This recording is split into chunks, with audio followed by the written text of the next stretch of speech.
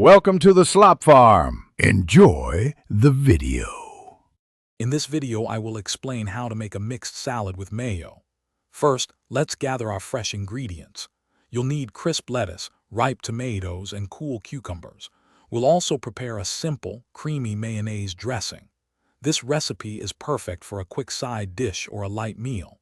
It's incredibly versatile, allowing you to add your favorite vegetables. Get ready to create a delicious and refreshing salad in just a few steps. Now that your vegetables are clean, it's time to prepare them. Start by washing everything thoroughly under cold water to remove any dirt. Next, chop your lettuce into nice, bite-sized pieces, roughly 1.5 inches.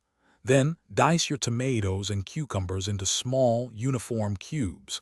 This ensures every forkful has a great mix of flavors and textures. A sharp knife makes this process much easier and safer. Let's create that delicious, creamy mayonnaise dressing. In a small bowl, combine about 1/4 cup of good quality mayonnaise with 1 tablespoon of fresh lemon juice.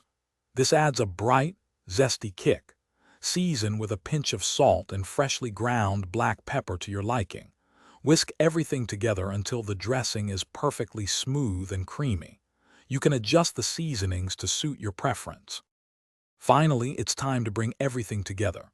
In a large bowl, gently combine all your chopped vegetables.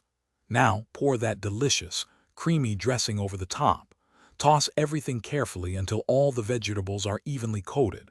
Serve your fresh mixed salad immediately for the best taste and texture. Don't forget to check the description for the link to the Echo Dot smart speaker and other great deals. Enjoy your homemade, refreshing salad. Thanks for watching. Consider subscribing if we helped you today.